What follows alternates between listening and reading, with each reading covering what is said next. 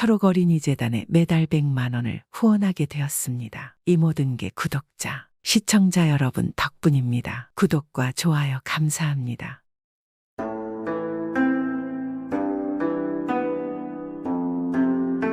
이번 이야기는 송담이라는 조선 최고의 유학자의 뛰어난 해안에 대한 이야기입니다. 송담은 어릴 때는 개망난이이자 한량이었지만 도적에게 죽임을 당한 것을 피하게 되자 정신을 차리고 학문에만 매진하여 조선 최고의 유학자가 되었습니다. 송담은 해안은 보통 사람들과 달랐으며 남들이 보지 못한 것을 보았습니다. 그는 인물이 그렇게 비범하니만큼 육감이 남보다 뛰어나서 보통 사람으로는 능히 할 수 없는 일을 행하는 것이 많으니 여기에 몇 가지 이야기가 전해집니다. 한 번은 그가 김해 부사로 새로 부임하여 관하 지방을 순회하게 되었는데 한 마을에 당도하였습니다. 그런데 어떤 집에서 곡성이 낭자하게 들리었습니다. 그는 이상하게 생각하여 관졸을 보내 그 연유를 조사하여 오라 하였습니다. 그러자 관졸이 돌아와 비통한 모습으로 말하는 것입니다. 나으리, 그 곡성은 다름이 아니라 젊은 안악의 곡성인데 사실인 즉 간밤에 집에 불이 나서 집이 다 타고 남편 되는 사람까지 다 타 죽어가지고 그렇게 애통하게 울고 있는 것입니다. 어찌나 사고 현장이 처참한지 저도 눈 뜨고 보기가 힘들었습니다. 송당은 관졸의 보고를 듣고 즉시 그를 앞세우고 안악이 울고 있는 집을 찾아갔습니다. 가서 보니 과연 집은 불에 타서 흙만 남은 빈터에 불에 타 죽은 시신을 거적으로 덮어놓고는 어여쁜 젊은 안악이 머리를 풀어헤치고 옆에 앉아서 넋두리를 해가며 아주 비통하게 울고 있었습니다. 보통 관리 같으면 그런 광경을 본다면 선심을 쓴다며 돈냥이나 또는 모시배필 같은 것을 주어서 장사나 잘 지내게 하고 심상하게 갈 것이지만 그는 그것을 볼 때 벌써 남보다 다른 관점과 촉이 있어서 아무 말도 하지 않고 관졸을 시켜 다 죽었다는 시체를 검시하도록 했습니다. 그러자 관졸이 시체를 검안을 다하고 상황을 말했습니다. 시신은 반드시 누워있는데 전면은 아주 까맣게 탔으나 땅의 닿은 부분은 그러니까 뒤편은 의복만 조금 타고는 그대로입니다. 얼마나 불이 크게 났는지 알 수가 있습니다. 송담은 그때까지도 아무 말도 하지 않고 다시 관졸에게 명했습니다. 너는 지금 시장에 가서 돼지 2마리를 사가지고 오너라.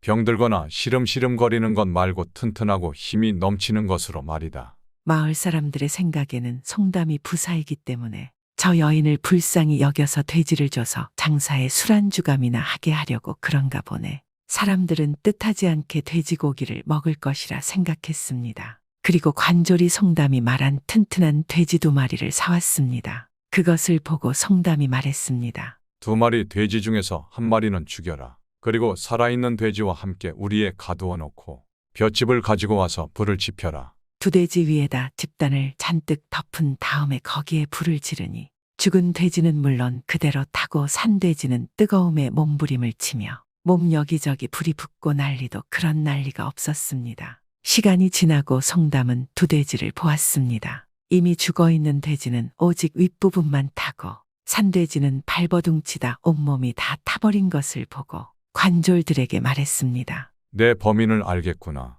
지금 곡을 하고 있는 저 안악을 당장 붙잡으라. 그러자 관졸들이 안악을 잡아다 송담 앞에 데려다 놓았습니다. 그 광경을 본 마을 사람들은 쑥덕거리며 말하는 것입니다. 지금 남편이 죽어 저리도 비통하게 울고 있는 아녀자를 잡다니 아무리 부사지만 이건 정말 너무한 것 아닌가. 그러나 송담은 안악을 노려보며 말했습니다. 너도 잘 보거라. 이미 죽은 돼지는 윗부분만 불에 탔고 살아있는 돼지는 발버둥을 치다 온몸이 불에 탔다. 여기 시신이 모두 땅에 닿은 편은 타지 않았는데 그것은 이미 불이 나기 전에 죽어 있었다는 것이다. 너는 지금 나와 마을 사람들을 기만하는 것이냐? 어찌 된 것인지 바른대로 고하라. 그러자 여인은 어쩔 줄을 몰라 하고 결국 죄를 실토하였습니다. 부사날이 말이 옳습니다. 제가 남편을 죽이고 불을 질렀습니다. 왜 그리한 것이냐? 그래도 너의 지압이이지 않느냐? 사람이 사람을 해할 정도면 뭔가 연유가 있을 터인데. 그러자 안악이 울면서 말하는 것입니다. 저는 집안의 형편이 어려워 팔려오듯 시집온 지 1년도 안 된 새색시입니다. 그런데 서방이란 작자는 저보다 20살이나 많고 성실하지도 않았습니다. 매일 술만 먹고 노름판에 가서 종일 있다가 옵니다. 그래서 노름판에서 빚을 많이 지고 그걸 감당하지 못해서 저를 노름꾼들에게 팔려고 했습니다. 그러면 저는 그놈들을 평생 놀이개로 살아가야 될 것입니다. 그래서 술에 독약을 타고 의식이 없을 때 집에 불을 질렀습니다. 물론 지아비를 해하는 것은 어떠한 것도 용서가 안 되는 줄 알지만 저는 제가 한 짓을 후회하지 않습니다. 그 말을 들은 송담은 뭔가를 생각하고는 관졸들을 시켜서 마을 사람들에게 시신이 된 남편의 행실에 대해 물어보고 오라 시켰습니다. 그리고 얼마 후 관졸들이 와서 말하는 것입니다. 나으리 저한에게 말이 모두 맞습니다. 주사도 심하고 안악들도 희롱하며 매일 도박판에서 살았다고 합니다. 그리고 하루도 빠지지 않고 저한악을 때렸다고 합니다. 말 그대로 살가치가 없는 개망난이었습니다. 그러자 송담은 뭔가를 생각을 하고는 안악을 보고 말했습니다. 그래, 너는 고생이 많았구나. 얼마나 괴로웠는지 알겠구나. 그러나 나라에는 국법이 있느니라. 처벌은 면할 수가 없다. 지아비를 해한 죄는 극형이 마땅하지만 내 너를 불쌍히 여겨서 1년 동안 감옥에서 투옥을 하거라. 그리고 평생 속죄하며 살 거라. 그러자 안악은 고맙다고 연거푸 인사하며 관졸에게 끌려갔습니다. 그리고 세월이 흘러 어느 날 그의 집에 웬 못 보던 새가 들어와서 울어댔는데 아무리 쫓아내도 계속 들어와서 시끄럽게 울어댔습니다. 그러자 송담은 옛말에 들새가 집으로 들어오면 주인이 장차 집을 떠나게 된다고 하였으니 이 관아에 전에 못 보던 새가 와서 우는 것을 보면 필경 내가 이곳 부사에서 해임되는 것이다. 그것도 새가 순하게 울지 않고 크게 놀란 목소리로 우는 것을 보면 부사에서 해임되는 것이 그냥 해임되는 것이 아니라 무슨 죄명으로 몰려 해임되는 것이다. 라고 말하고 즉시 집 안으로 들어가 부인에게 말하여 떠나갈 행장을 차리게 하니 부인과 식솔들이 그것이 웬 까닭이냐고 묻자 그저 행장만 차리고 있을 뿐이다. 곧 이곳을 떠나게 될 것이다. 그런데 얼마 후 과연 한양으로부터 금부도사가 내려와서 그를 역적 도모죄로 잡아가게 되었습니다. 그가 김해부사로 있는 중 어떤 탐욕한 권문색가가 문서를 위조하여 남의 전답을 빼앗으려다가 서로 소송이 되었는데 송담이 탐욕한 권문색가의 관상을 알고는 공정하게 판정하여 권문색가를 패소시켰더니 권문색가가 원한을 품고 한양에 가서 그가 역모한다고 무고하여 글이 된 것이었습니다. 그때 중종은 연산군을 몰아내고 새로 즉위한 건만은 임금이었기에 민심이 아직 불안한 중에 있던 까닭에 행여나 신하들이 무슨 역적의 마음을 먹고 반역의 행동이나 하지 않나 하고 항상 불안과 의심을 가지고 사방으로 신복들을 풀어놓고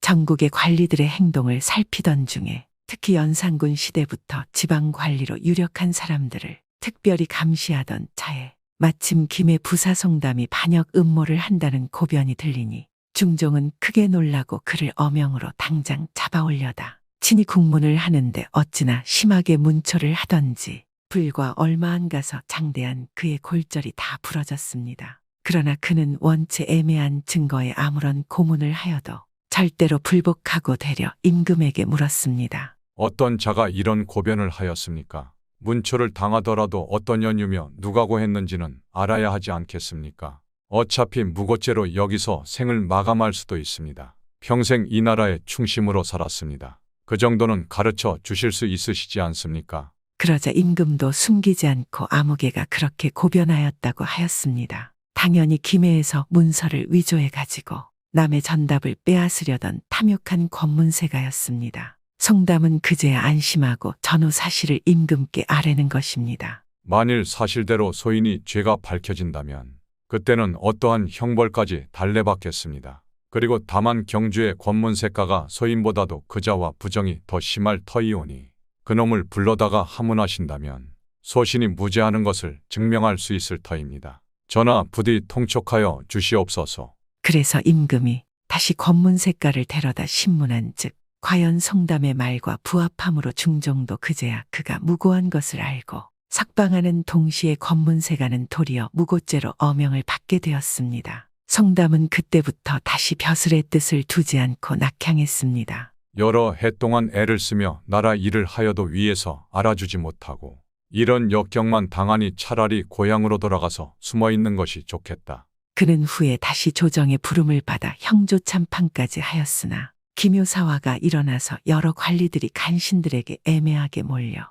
형벌을 받게 되고 송담 또한 연좌되어 관직을 빼앗기고 그 후 무술년에 다시 경상부사로 다시 부임하였다가 마지막에는 병조참판까지 하고 나이 70에 돌아가니 나라에서는 이조판서의 증직과 문목이라는 시호를 붙여주었습니다. 이렇게 송담은 조선 최고의 유학자이며 남보다 다른 해안이 탁월했다고 전해지고 있습니다.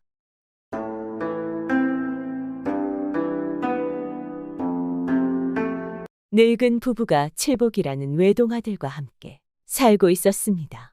어느덧 늙고 병든 아버지는 칠복이의 손을 잡고 이런 유언을 남겼습니다. 내 사랑하는 아들 칠보가, 나는 이제 명이 다 된 것 같구나. 죽는 것이 두렵진 않으나 불쌍한 너의 어머니를 생각하니 눈을 감지 못하겠구나. 너의 어머니는 우리 집 문턱을 넘어들어온 그날부터 오늘 이때까지 할아버지, 할머니와 내 병시중을 드느라 편한 날이 하루도 없었단다. 또한 우리 집에 와서 병까지 얻었건만 약 한 첩 한 번 지어준 적이 없구나. 그러니 내가 죽은 다음에라도 꼭 의원이 되어 어머니의 병을 꼭 고쳐드려라. 이렇게 아버지의 유언을 이해하고 이행하기에는 너무나도 철부지인 칠복이었지만 아버지가 돌아가신 지 3년이 지나자 과부가 된 어머니 앞에 무릎 꿇고 앉아 아버지의 유언을 실행하자면 어떻게 해야 되느냐고 물었습니다. 이 말을 들은 어머니는 칠복이의 비장한 결심을 알고는 대답하였습니다. 어린 내가 아버지의 유언을 마음에 새기고 의원이 되겠다니 그 생각 기특하고 장하구나. 훌륭한 의원이 되려면 일단 글을 배워야 한단다. 그래서 써놓은 의서들을 읽어야 하겠는데 우리 집엔 너를 서당에 보낼 만한 돈도 없고 이애미는 무식하다 보니 너를 알려줄 수도 없구나. 그러니 미안하지만 내 앞길은 내 손으로 마련해야겠다. 옛말에 앉은 영웅보다 나돌아다닌 무식쟁이가 낫다고 했으니 방방곡 꼭 돌아다니며 보고 들으면 견식도 넓어지고 아는 것도 많아질 게다. 기왕 내가 큰일을 하려고 하는 이상 이애미 걱정은 말고 내일부터라도 집을 떠나도록 하거라. 어머니의 말씀은 그러하오나 아프신 어머니를 혼자 두고 제가 어디를 갈 수 있겠습니까? 내 몸에 병이라는 거야. 해수병밖에 없는데 이젠 고질이 돼서 하루 이틀에 나을 병도 아니고 내가 아버지의 유언을 시행하는 날이면 내 병도 뚝 떨어질 테니 그런 줄 알고 걱정 말고 내일 떠나도록 하거라. 꼭 중도에 물러설 생각 말고 10년 전에는 이 애미를 볼 생각을 아예 말아라. 어머니의 간곡한 말씀에 감격한 칠복이는 큰 뜻을 품고 인사하고는 정처 없는 유랑의 길을 떠났습니다. 길을 떠난 지 반년 만에 한 서당에 심부름꾼으로 들어가 부지런히 일하면서 짬짬이 등 넘어 공부를 하여 막힘없이 볼 수 있고 쓸 수 있게 되자 5년 만에 서당을 떠나 또 다시 정처 없이 떠돌아다니며 입술이 닳도록 묻고 팔목이 붓도록 적었습니다. 그러던 어느 해 무더운 삼복절이었습니다. 길을 가다가 샘터를 만나 목을 적시는데 정자 아래 할머니 한 분이 계셨습니다. 할머니께 인사를 올리고는 올해의 춘추가 얼마나 되셨는가 물었습니다. 나도 어느덧 나이를 먹다 보니 내일 모레면 80번째 생일을 맞는다오. 칠복이는 저도 모르게 놀라면서 할머니께서 장수하신 비결은 무엇이냐고 정중히 물었습니다. 글쎄다. 보다시피 산 좋고 물 맑고 공기 맑은 이곳에서 이날 이때까지 부지런히 일한 보람이랄까. 할머니, 그럼 혹시 그 사이에 아프신 적은 없으셨나요? 지금까지 병이라곤 해수병 말고는 걸린 적이 없지. 해수병이라는 말에 칠복이는 바싹 다가앉으며 물었습니다. 할머니, 무슨 약을 쓰셨나요? 글쎄, 내 신세의 약은 무슨 약이겠나. 그때 지나가던 한 노인의 말씀대로 불개미를 잡아먹었지. 그래서 효험을 보셨나요? 보고 말고 그 후부턴 이날 이때까지 약이라곤 통 모르고 지냈다네. 이 말을 들은 칠복이는 그 즉시 고향으로 달려가 어머니의 병을 고쳐드리고 싶었습니다. 그러나 10년 동안 공부하고 명의가 되어서 돌아오라던 어머니의 목소리가 귓전에 울리는지라 백지와 붓을 꺼내놓고 적기 시작하였습니다. 이 사람아, 그걸 적어서는 뭘 하나? 실은 저의 어머님이 만성의 수병으로 고생하신 지가 수십 년이 되었습니다. 그래서 돌아가면 어머니의 병을 고쳐드리고 또 후세들이 해수병에 걸리면 할머니 말씀대로 치료해드리려고 적고 있습니다. 이렇게 칠복이는 가는 곳마다 묻고 적은 내용들을 정리하여 책으로 묶어 두었습니다. 물처럼 쉼없이 세월은 흘러 칠복이가 집을 떠난 지도 어언 8년이 되었습니다. 그동안 갈아 신은 집시는 얼마며 발이 터져 흘린 피는 얼마인지 모릅니다. 괴롭고 고통스러울 때마다 어머니는 이 시각에도 해수병으로 고생하시면서도 이 아들이 훌륭한 의원이 되어 돌아오기를 빌고 있겠지. 그런데 내가 이렇게 편안히 보낼 수 있단 말인가 하고 자문자답하면서 지새운 밤도 얼마인지 모릅니다. 이렇게 8년 세월을 보내고 하루는 달과 별과 동무하여 온 밤을 걷다 날이 밝아오는데 자세히 사방을 둘러보니 꿈에서도 그리던 고향 마을 뒷산이었습니다. 그렇게 자신의 집을 바라보며 달려가려던 칠복이는 못 박힌 듯 집 앞에 선 채 눈물을 쏟고야 말았습니다. 10년 전에는 자기를 볼 생각하지 말라던 어머니의 모습이 눈에 선이 떠오르고 그 목소리가 너무나도 쟁쟁이 울려왔기 때문입니다. 아서라, 이제 2년만 더 배우면 되겠는데 내가 그 사이를 못 참아서 어머니의 간곡한 말씀을 어긴단 말이냐. 칠복이는 붓을 꺼내어 해수병에 대한 처방을 똑똑하게 쓰고는 집 울타리 안에 떨어뜨렸습니다. 이때 어머니의 기침 소리가 들려오자 문을 열고 뛰어들고 싶었으나 속으로 눈물을 삼키며 발길을 돌리었습니다. 어머니, 이제 2해만 더 기다려주세요. 아버지의 유언대로 어머니 말씀대로 꼭 훌륭한 의원이 되어 돌아오겠습니다. 칠복이가 이렇게 큰 뜻을 품고 2년을 더 배워 10년이 되던 그해 늦은 봄날이었습니다. 꽃들이 만발한 속으로 건노라니 갑자기 백발로인 한 분이 웃음을 띄우고 자기 앞에 나타나서는 말을 하였습니다. 내가 여기서 자네를 기다린 지도 어언 10년이 되었네. 자네의 이름이 칠복이 맞지 않는가? 누구시온데 비천한 소생의 이름까지 알고 계십니까? 허허허, 나야 이 산속에 살다 보니 아무것도 모르는 둔재이지만 바로 10년 전에 천문도사께서 경치 좋고 아름다운 이곳에 오셨다가 이 책과 침구를 주면서 임자가 찾아올 것이니 주라고 하셨네. 이젠 주인을 만났으니 한시름 났네. 어서 밖에나.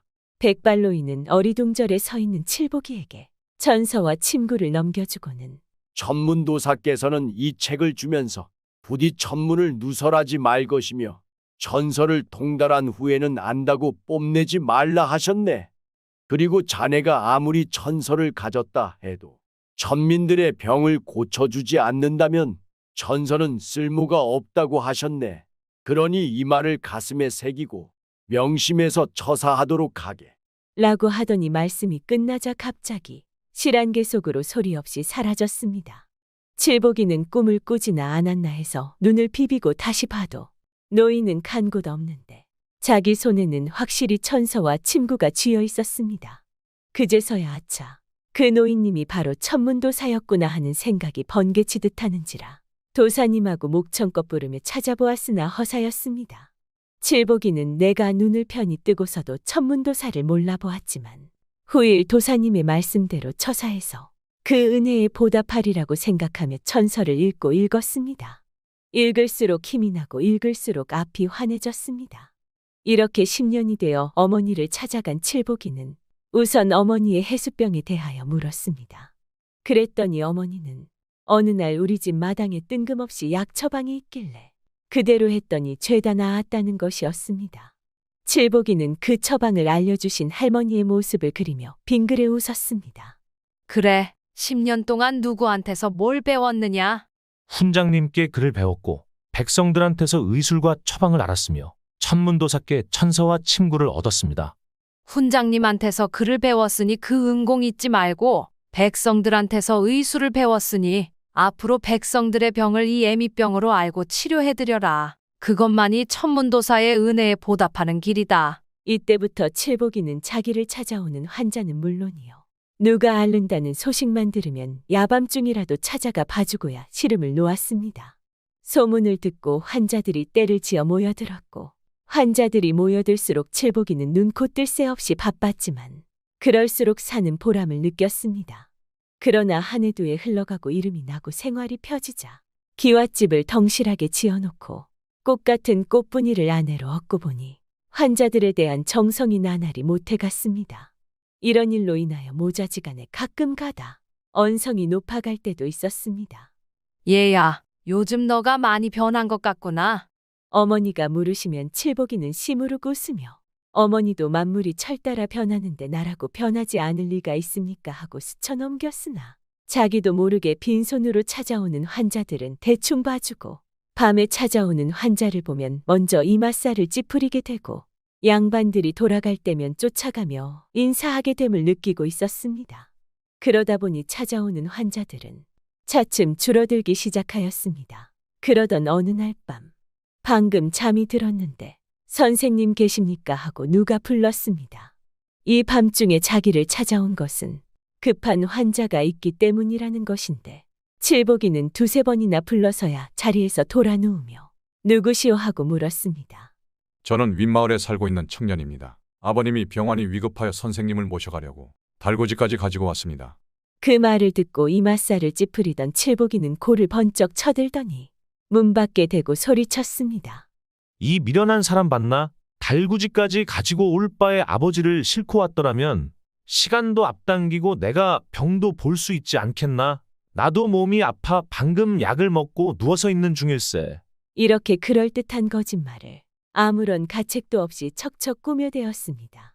선생님, 황소같이 미련한 저도 그것만은 알겠사오나 저희 아버지께서 운신할 수가 없는 딱한 처지여서 체면을 무릅쓰고 이렇게 왔사오니 한 번만 다녀와 주시면 그 은혜 대대손손 두고두고 있지 않겠습니다. 하, 딱 한 사람 다 보겠네. 자네는 아버지가 중요하지만 내가 그곳에 갔다 와서 몸져 누우면 늙으신 우리 어머니와 젊은 아내는 누가 돌보고 숱한 환자들의 병은 또 누가 고쳐주겠나. 그러니 어서 돌아갔다가 날이 밝은 다음에 수레에 다 모시고 오게나. 선생님 제발 사정합니다. 소원이오니 한 번만 다녀와 주십시오. 이렇게 꿇어 앉아 두 손 모아 비옵나이다. 이 딱 한 사람 다 보겠네. 그만큼 말했으면 알아듣고도 남겠는데 남은 잠도 못 자게 성화인가. 냉큼 돌아가게. 이 말을 듣고 화가 난 청년은 칠복이 앞으로 다가서며 으름장을 놓더니 번개같이 달려들어 햇병아리를 채가듯이 칠복이의 목덜미를 덥석 잡더니 단숨에 강을 건너고 산을 넘어 산속 외딴 동굴 안으로 쑥 들어갔습니다. 칠복이가 그제서야 정신을 차려보니 자기 앞에는 늙은 구렁이 한 마리가 꿈틀거리고 있었습니다. 너무나 놀라서 악소리를 지르며 뒷걸음질 쳤습니다.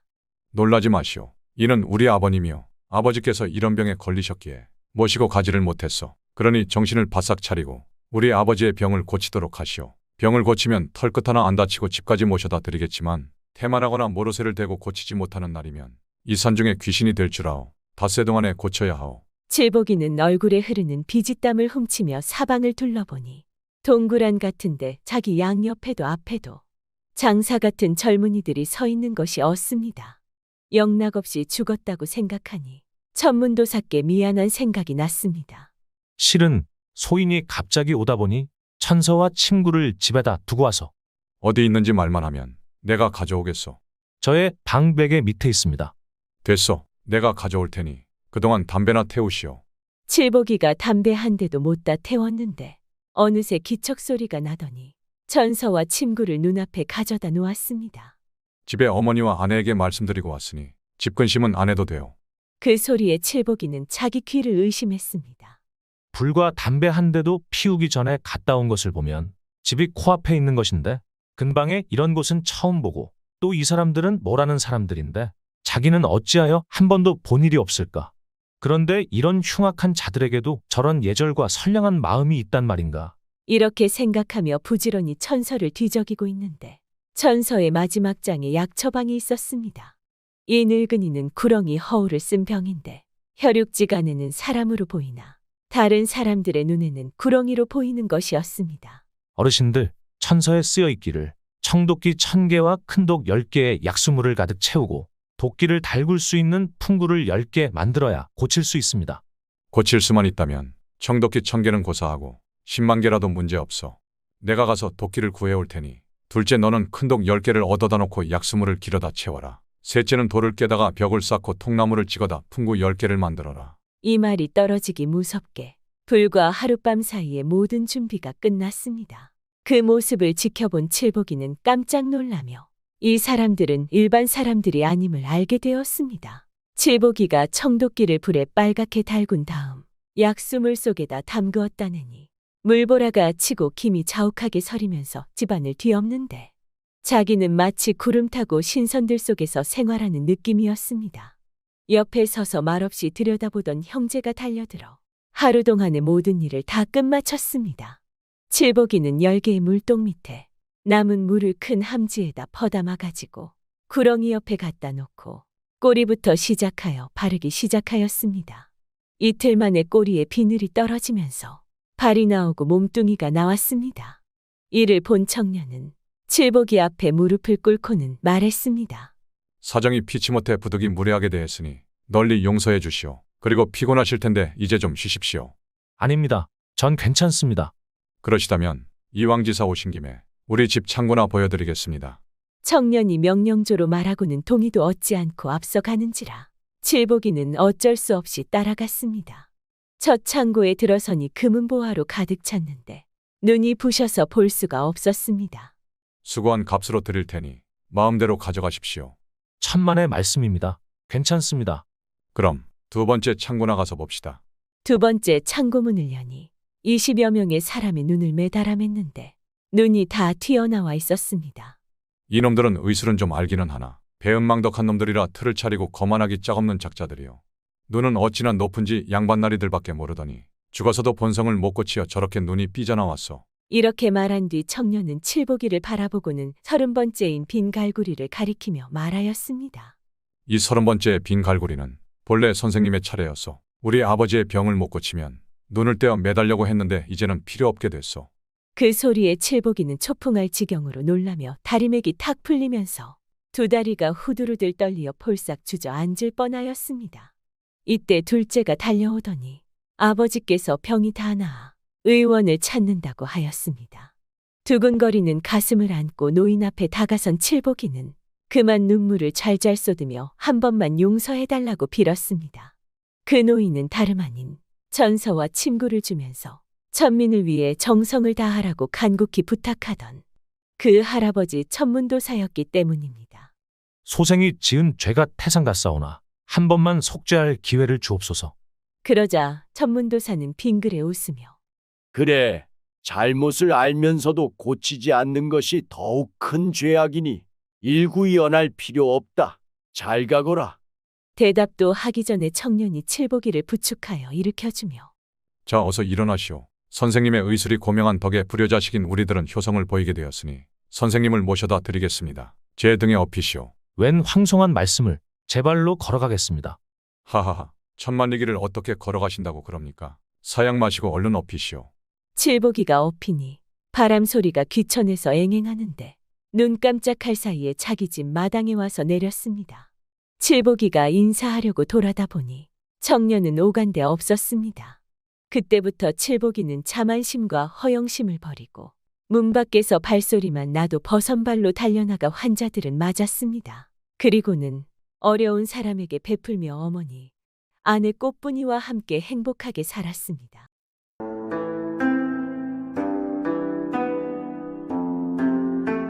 옛날 옛적 어느 곳에 한선비가 딸 하나 낳고 아내가 죽어서 후처를 얻었는데 이 후처는 제가 낳은 자식을 여러 때리고 와 살면서 의붓딸을 몹시 구박했습니다. 후처는 성품이 아주 고약하고 인간사 도리를 모르는 나쁜 여자였던 것입니다. 이런 못된 안악을 선비가 모에 홀린 듯 제취를 한 것입니다. 그럼 착한 딸은 어떤 대우를 받겠습니까? 데리고 온 자식들은 밥도 잘 먹이고 편한 일만 시키면서 의붓딸은 밥도 잘 안 먹이고 굳은 일만 시키는 거짓말입니다. 이렇게 밤낮 구박을 하다가 그것도 성에 안 차서 의붓딸을 내쫓았는데 나가서 밥도 못 빌어먹게 하느라고 아주 두 손을 잘라서 내쫓았습니다. 내쫓긴 딸은 거렁뱅이가 되어서 여기저기 돌아다니면서 겨우겨우 밥을 얻어먹고 목숨을 부지했는데 하루는 어떤 마을에 갔더니 커다란 기와집 담장 밖으로 감나무 가지가 쑥 나와 있고 거기에 먹음직스러운 감이 주렁주렁 달려 있었습니다. 배가 고픈 차에 얼마나 그 감이 먹고 싶은지 감나무 밑에 쪼그리고 앉아서 나무만 쳐다보고 있었습니다. 손이 없으니 감을 따려야 딸 수도 없고 그러니 한숨만 쉬면서 쳐다보고 있을 수밖에 없지 않겠습니까? 그러다가 딸은 감나무 밑에 쪼그려 앉은 채로 얼핏 잠이 들었습니다. 마침 그때 그 기와집 담장 안에서는 이 집 아들이 방에서 글을 읽고 있었거든 말입니다. 글을 읽다가 졸려서 깜박잠이 들었는데 꿈속에 저희 집 감나무 밑에 선녀가 내려와 있는 모습이 보이더란 말입니다. 잠이 깬 총각이 그거 참 이상한 꿈이다 하고 밖에 나가보니 감나무 밑에 웬 비렁뱅이 계집아이가 쪼그려 앉아 졸고 있지 않겠습니까? 그냥 들어가서 글을 읽다가 깜박 잠이 드니 꿈속에 또 선녀가 감나무 밑에 내려와 있는 모습이 보이는 것입니다. 잠을 깨어 나가보면 비렁뱅이 계집아이만 있고 또 들어와서 글을 읽다 보면 깜박잠이 들고 꿈속에 선녀가 나타나고 이러는 겁니다. 필경이 이 아이가 범상치 않은 아이로구나. 총각이 이렇게 생각하고 비렁뱅이 딸을 깨워서 집으로 데리고 들어왔습니다. 들어와서 깨끗하게 씻기고 새 옷을 입혀놓으니 비록 손이 잘려나갔어도 꿈에 본 선녀 모습과 똑같거든 말입니다. 그래서 기이하게 생각하고 제 집에 두기로 했습니다. 집안 사람들이 알면 되쫓아낼지도 모른다고 생각하고 제 방 병풍 뒤에 숨겨뒀습니다. 아침이면 새순물을 방으로 떠가지고 와서 세수를 시키고 끼니 때가 되면 제 밥을 나누어 먹고 이러면서 말입니다. 집안 사람들이 보니까 전에는 이 총각이 밥상에 음식도 많이 남기고 새순물도 말끔하더니 요새 와서는 밥상에 음식이 하나도 남지 않고 새순물도 더 더러워졌습니다. 필시 무슨 곡절이 있다고 여기고 총각 어머니가 아들방을 뒤져봤습니다. 그랬더니 병풍 뒤에서 웬 계집아이가 나오는 것입니다. 어머니는 깜짝 놀라 아들에게 물었습니다. 이게 어찌 된 일이냐? 이 흉측한 아이를 어찌 내 방에 들였느냐? 꿈에 3번이나 선녀가 나타나서 나가보니 이 아이가 있었습니다. 하도 기이한 일이라 제가 보살피고 있었습니다. 총각 어머니가 가만히 보니 비록 손이 잘렸지만은 인물이 곱고 행동거지가 얌전한지라 따로 방을 마련해서 거처하게 해줬습니다. 몸종을 하나 딸려서 밥도 먹이고 세수도 시켜주고 이렇게 했습니다. 그러다 보니 아이가 나이가 차서 참한 처녀가 됐습니다. 그래서 이 집에서는 이 처녀를 아들하고 혼인을 시켜 며느리로 삼았습니다. 혼인한 지 얼마 안 되어 신랑이 서울로 과거 보러 가게 됐습니다. 떠나면서 신랑은 색시에게 좋은 일이든 굳은 일이든 일이 생기면 편지를 써서 서울로 기별을 해달라고 그랬습니다.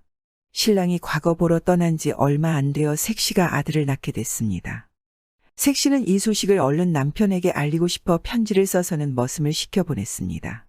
머슴이 편지를 가지고 서울로 올라가는데 가다가 날이 저물어서 어떤 집에서 하룻밤 자게 됐습니다. 그런데 하필이면 그 집이 색시를 쫓아낸 계몬의 집일 게 뭐겠습니까? 색시 집머슴이 하룻밤을 지내면서 이런저런 이야기를 하다가 저희 세마님이 손이 없다는 말까지 하게 됐습니다.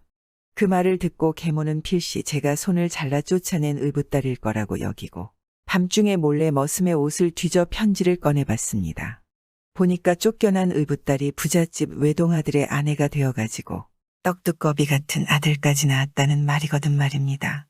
계모가 그만 셈이 잔뜩 나서 가짜 편지를 써서 바꿔 넣어놨습니다. 가짜 편지에는 그 집 어머니가 쓴 것처럼 해서 며느리가 아들을 낳는다는 것이 팔도 없는 흉측한 것을 낳아서 내쫓아야겠다 라고 써놨습니다. 머슴은 그것도 모르고 가짜 편지를 가지고 서울로 올라가서 신랑한테 전했지 뭡니까. 신랑이 편지를 보고 답장을 써서 보내는데 그렇더라도 내가 갈 때까지는 내쫓지 말고 그대로 두세요. 하고 써보냈습니다. 그런데 답장을 가지고 내려가던 머슴이 또 계모네 집에서 하룻밤을 묵게 됐단 말입니다. 계모는 하인이 잠든 틈에 편지를 꺼내보고는 또 가짜 편지로 바꿔놨습니다. 당장 애미와 아이를 내쫓으세요. 부정타게 어찌 그런 아이와 한 집에 있겠습니까? 하고 써서 다시 넣어두었습니다. 머슴이 아무것도 모르고 가짜 편지를 가지고 집에 돌아가니 어머니가 아들 편지를 보고 참 이상하게 생각했지만 필경 무슨 곡절이 있어서 그러려니 하고 편지에 써놓은 대로 며느리와 아이를 내쫓았습니다. 색시는 갓난아이를 데리고 엄동설안의 집에서 쫓겨나 여기저기 걸식을 하며 떠돌아다녔습니다. 하루는 어느 골짜기를 지나다가 목이 말라서 샘물을 마시는데 아이를 등에 업은 채로 엎드려 물을 마시다 보니 아이가 그만 미끄러져 샘물에 빠져 들어가려고 하는 것입니다. 색시는 급한 나머지 손도 없는 팔을 내밀어 아이를 붙잡으려고 안간힘을 썼습니다. 그런데 이게 웬일이지 않겠습니까? 갑자기 샘물에서 두 손이 나와서 팔목에 척 붙지 뭡니까? 색시는 잘렸던 손을 다시 찾아서 성한 몸이 됐습니다. 색시는 그 뒤에도 아이를 데리고 여기저기 돌아다니다가 어느 주막집에 가서 일을 해주고 붙어 살게 되었습니다. 서울로 과거 보러 간 신랑이 급제를 해가지고 집으로 돌아와 보니 색시와 아이가 쫓겨나고 없지 뭡니까. 자초지종을 들어보니 누군가 편지를 바꿔치기 했다는 것을 알았지만 우선 색시를 찾는 일이 더 급하니 색시를 찾아 나섰습니다. 신랑은 등짐장수 차림을 해가지고 방방곡곡을 돌아다니면서 색시를 찾았습니다. 몇 년 동안 찾아다니다가 어느 주막에 들게 되었는데 거기에서 제 색시하고 똑같은 사람을 봤습니다. 그런데 두 손이 성한 사람이라 세상에는 저리도 닮은 사람이 있구나 하고 보고 있었습니다. 색시는 색시대로 제 남편하고 똑같은 사람이 주막에 들었는데 등짐장수 차림이라 세상에는 저리도 닮은 사람이 있구나 하면서 보고 있었습니다. 그때 아이가 제 아버지를 보고는 쪼르르 달려가서 아버지, 우리 아버지? 하고 안기는 것입니다. 아이는 제 아버지 얼굴을 본 적이 없건만 천륜으로 알게 된 것입니다. 그러니까 천륜은 무서운 거지 않겠습니까? 그 후 남편은 정승판서까지 지내고 사람들에게 칭송받는 사람이 되었습니다. 아내도 남편 못지않게 어려운 사람들을 도우며 오래오래 살았습니다. 자식도 많이 낳아서 모두 높은 벼슬까지 올라 부모들과 마찬가지로 선행을 하며 살았습니다. 가짜 편지를 써서 색시를 해코지 한 계모는 관에 고해서 벌을 받게 됐는데 옥중에서 이상하게 알 수 없는 병에 걸려 눈이 멀고 입이 뭉그러져 말을 할 수 없게 되었습니다. 이런 지경이지만 죽지도 않고 오래 살아서 평생 감옥에 있었습니다. 사필기정이란 일을 두고 하는 말 아니겠습니까? 요즘에도 자신의 욕심 때문에 남을 해하려는 사람이 있습니다. 그런 사람들은 눈도 멀고 입도 닫게 될 수 있습니다. 꼭 명심하세요. 구독은 공짜입니다.